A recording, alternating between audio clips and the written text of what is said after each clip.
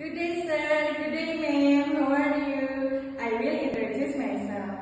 My name is Ria Mailani. I am 26 years old. I am single and I am Muslim. My last education is senior high school. I come from Indonesia. In the training center, I learned general housework. I learned how to use electronic tools, how to take care of baby, children, and elderly person. I also learned how to cook Chinese food like steamed fish, steamed egg, fried noodles, fried veggies, snack porridge, and egg soup. Sir and ma'am, I can cook pork, but I don't eat pork. I'm not afraid of dogs. Sir and ma'am, I have 2 years experience in Singapore. My job was to take care of children and housemaid.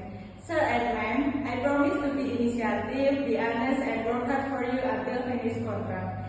Sir and ma'am, I need to work in Hong Kong because I want to earn money to support my family and my